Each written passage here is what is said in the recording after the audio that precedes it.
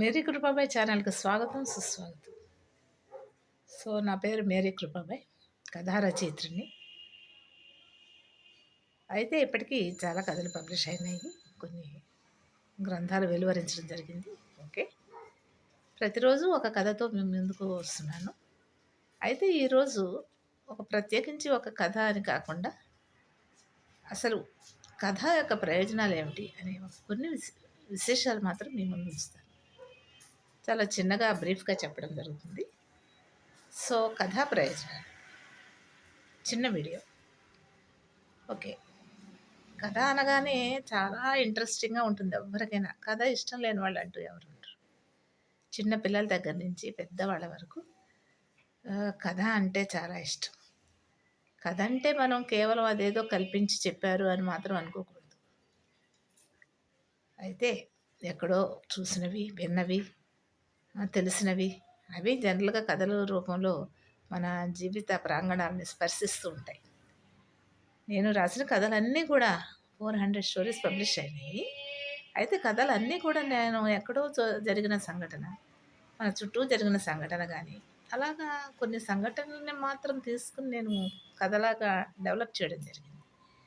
కథ అంటే మన మన జీవితానికి దర్పణం వంటిది. మన జీవితాన్ని ప్రతిబింబిస్తుంది కథ. సామాజిక జీవితాలని ప్రతిబింబిస్తుంది. అలాగా కథా ప్రయోజనాల గురించే మనం మాట్లాడుకుంటున్నాం. కథ అనగానే చిన్న పిల్లల దగ్గర నుంచి పెద్దవాళ్ళ వరకు ఇష్టపడతారు, అందరూ ఇష్టపడతారు. నాకు కథ వద్దు అని ఎవరు అయితే అనరు. జనరల్గా చిన్నప్పుడు పసిపిల్లలు నిద్రపుచ్చాలన్నా లేకపోతే వాళ్ళే అడుగుతారు కథ చెప్పమని, మారం కూడా చేస్తారు. చిన్నప్పుడు చెప్పే కథలు వేరుగా ఉంటాయి. ఏవో చందమామ గురించి, లేకపోతే చందమామ అనే పత్రిక వచ్చేది, మరి ఇప్పుడు వస్తుందో లేదో, అందులో చిన్నపిల్లల కథలు ఉంటాయి, బాలల కథలు. ఆ బాలలనే కథల ద్వారా మనం ఇన్స్పైర్ చేయవచ్చు. అబద్ధం ఆడకూడదు, క్రమశిక్షణతో ఉండాలి, తర్వాత దొంగతనాలు చేయకూడదు, ఇటువంటి విషయాలని కథలో జోడించి చెప్పినప్పుడు వాళ్ళు చిన్న మనసులు, పసి మనసులు కాబట్టి అవి ముద్రపడిపోతాయి వాళ్ళ మీద. ఆ ముద్ర పడిపోయిన తర్వాత పెద్ద అయిన తర్వాత కూడా వాళ్ళు దాని నుంచి తొలగిపోరు. కాబట్టి బాల సాహిత్యం చాలా ఇంపార్టెంట్. తర్వాత బాలల కథలు చాలా అవసరం. అలా చిన్నప్పుడు మేము కూడా మా పెద్దవాళ్ళ దగ్గర నుంచి కథలు ఎన్నో విన్నాం. చాలా చక్కగా ఉంటాయి. అవంతా ఓరల్సే అనమాట. మా పేరెంట్స్ అయితే ఓరల్గా చెప్పారు. అవన్నీ రిటర్న్గా ఎక్కడైనా ఉన్నాయో లేదో తెలియదు, కానీ కొన్ని ఓరల్గానే వాళ్ళకి తెలిసినవి చెప్పేశారు. తర్వాత కొన్ని బాల సాహిత్యంలో రిటర్న్గా కూడా ఉన్నాయి. ఇప్పటికీ బాల సాహిత్యంలో కథలు వస్తూనే ఉన్నాయి. అవి పిల్లలకి చాలా సంతోషకరంగా ఉంటాయి అన్నమాట. ఆ తర్వాత పెద్దల కథలు, పెద్దలు కూడా కథలు చదవాల్సిన పరిస్థితి, చదవాలి. కథ సాహిత్యం, అది సాహిత్యంలో ఒక ప్రక్రియ కథ అనేది. మరి సీరియల్స్ చదివేవాళ్ళం ఇదివరకు బాగా, ఇప్పుడు కూడా చదువుతున్నాం అనుకోండి. సీరియల్ అంటే అదొక పెద్ద కథ. అది వీక్లీస్లో వచ్చినప్పుడు నెక్స్ట్ వీక్ ఏమవుతుందో, పలానా క్యారెక్టర్ నెక్స్ట్ వీక్ ఏమవుతుందో అని చెప్పేసి ఒక రకమైన యాంగ్జైటీ ఉండేది. ఆ వారమంతా దాని గురించి కూడా మాట్లాడుకుంటూ ఉండేవాళ్ళం. అట్లాగా సీరియల్ అన్న కథ. రకరకాల కథలు, చిన్న కథ, పెద్ద కథ, సీరియల్ కథ, నవల అనేది కూడా కథే ఒక రకంగా. నవల అనేది 100 పేజీలు ఉండొచ్చు, 200 పేజీలు ఉండొచ్చు, అందులో ఉన్నది కూడా కథే. అయితే మన జీవితాల్లో జరుగుతున్నవి అంతా కూడా కథలాగానే అనిపిస్తుంది. జీవితం అంటే కూడా కథ, అదే నిజ లైవ్ అనమాట జీవితం. ఆ లైవ్లోంచి రచయితలు తీసుకొని లైవ్ అనేటువంటి ఒక గనిలోంచి ఒక ముడి పదార్థాలని ఒరిజినల్గా తీసుకొని చక్కగా వర్ణించి చెప్పేదే కథ. కాబట్టి కథ ఎక్కడ కనపడితే అక్కడ చదవాలి. చిన్న చిన్న కథలు ఉంటాయి కొన్ని, ఒక సింగిల్ పేజీ కథలు అంటారు, 2 పేజీల కథలు, 6 పేజీల కథలు, అలా ఉంటూ ఉంటాయి. కొంతమంది కథల పోటీలు పెట్టి పత్రికా సంపాదకులు మీ కథని పంపండి, మీ కథ 10 పేజీల కంటే ఎక్కువ ఉండకూడదు, వ్రాతలో 6 పేజీల కంటే ఎక్కువ ఉండకూడదు అని చెప్తూ ఉంటారు. అంటే అవన్నీ కూడా ఆ కథలు చదువుతున్నప్పుడు, ఆ పోటీలో గిరిజన కథలు చదువుతున్నప్పుడు చాలా ఆశ్చర్యంగా అనిపిస్తుంటుంది అనమాట. అందులో మానవతా విలువలు, అసలు ముఖ్యంగా కథ అనేది ఒక సమస్యకి పరిష్కారం, సమస్యలకు పరిష్కారం అనమాట. అట్లా పోటీ కథలు కూడా నేను చాలా చదివాను. నేను రాయడమే కాకుండా చాలా కథలు చదివాను. నేను కథలు చదువుతూ ఫస్ట్ రైటర్ అవ్వాలంటే ముందు రీడర్ అవ్వాలి. పాఠకుడే తర్వాత రచయి అవుతాడు. ఆనాటి పాఠకుడే నేటి రచయిత అవుతాడనమాట. ఈనాటి పాఠకుడు రేపటి రచయిత అవుతాడు. అలా ఎలా అయినా తీసుకోవచ్చు మనం. కాబట్టి కథ అంటే నాకు చాలా ఇష్టం. కథ చదవడం ఇష్టం, కథ చెప్పడం ఇష్టం, కథ వినడం ఇష్టం. ఇలా అన్నమాట. కథని మలచటం ఇష్టం. నేను కథలు రాసేటప్పుడు ఒక థీమ్ మీద రాయాలనుకుంటూ ఉంటాను జనరల్‌గా. అలా స్టార్ట్ చేస్తాను. స్టార్ట్ చేసి మధ్యలో దాన్ని థీమ్‌ని మార్చుకుంటూ ఉంటాను. లేదు దీన్ని ఇలా తిప్పేస్తే బావుంటుందేమో అలా అనిపిస్తుంటుంది. అలా ఎలా అయినా కూడా నేను కథని మొదలుపెట్టినప్పుడు ఒక రకం, మధ్య మధ్యలో చివరికి ఇంకో రకంగా నేను దాన్ని మార్చగలను. హ్మ్. అంటూ ఉంటారు గదా! చేయి తిరిగిన రచయితలు అని చెప్పి. అంటే మన ఇష్టం. కలం మన చేతిలో ఉంటుంది. పేపర్ మన చేతిలో ఉంటుంది. విలువలు మన మనసులో ఉంటాయి. వాటిని అక్షరబద్ధం చేసినప్పుడు ఒక మంచి కథ.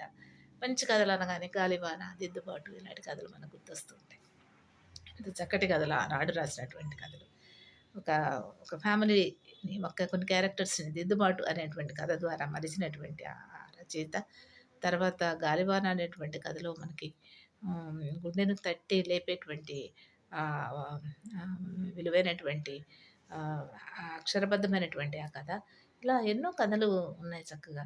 నేను ఒక కథ చదివాను 'అతడు మనిషి' అని. 'అతడు మనిషి' అనేటువంటి కథలో కూడా చాలా చక్కగా ఒక చోట పెద్ద గాలివాన, తుఫాను, వర్షం వస్తుంటే ఎవరో బాటసారులు అలా వెళ్తూ ఉంటే వాళ్ళ ఇంట్లో ఆశ్రయం ఇచ్చి ఏదో ఆహార పదార్థాలు వండి పెట్టడం. అదనమాట ఆ కథలో. అంటే అతను ఎలా రుణం తీర్చుకుంటాడు అతను, అతను మళ్ళీ కనపడ్డు కదా! కానీ అతను వడ్డించిన అతడు మనిషి అని అదొక పెద్ద పోటీ కథ అనుకుంటా. పోటీలో గెలిచిన కథ. ఇలాగా కథలు అనేది ఎక్కడైనా చదవండి. నా సలహా ఏంటంటే కథ వినండి, కథ చదవండి, కథ చెప్పండి. తప్పకుండా. నేను చిన్నప్పుడైతే కథలంటే నాకు చాలా ఇష్టం. మరి మీరు ఏమి అనుకోకపోతే మరీ చిన్నప్పుడు మామూలుగా క్లాసులు 10థ్ క్లాస్‌లోపు అట్లా అప్పుడు ఏవో ఇంటికి బఠానీల అబ్బాయి వచ్చేవాడు. ఆ అబ్బాయి బఠానీలు కొనుక్కుంటుంటే పేపర్‌లో పెట్టి ఇలాగా బఠానీలు ఇచ్చేవాడు. అలా ఆ పేపర్ చూస్తే అందులో కథలుంటాయి గనక ఆ కథ చదివేదాన్ని. అలాగా ఎక్కడ కనిపించిన కథ అలాగ ప్రతి పేపర్ అనమాట. ప్రతి పేపర్‌లోనూ ఏదైనా ఉందేమో కదా!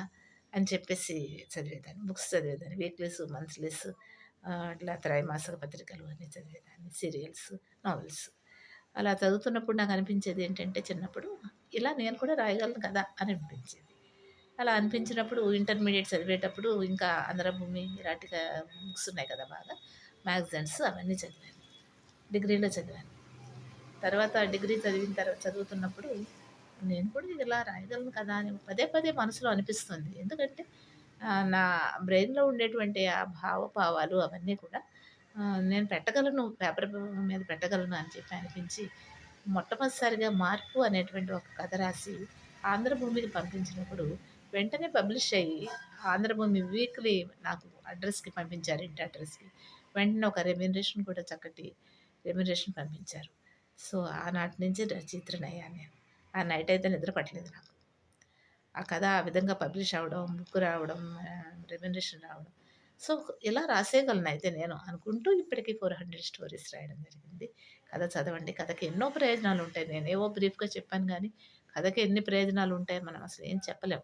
కథ చదివితే అందులో ఉండేటువంటి భాష అలవాటు అవుతుంది. పదాలొస్తాయి. తర్వాత గ్రామరొస్తుంది. తర్వాత సమస్యకి పరిష్కారాలొస్తాయి. ఇలా అయితే ఎన్నైనా చెప్పగలం మనం కథకు ప్రయోజనాలు. మరి ఇటువంటి కథకి ఉండేటువంటి ప్రయోజనాలను మనం ఆస్వాదించాలంటే తప్పకుండా మన తెలుగు కథని మీరు ఎక్కడ ఉన్నా కూడా చదవండి. Thank you very much.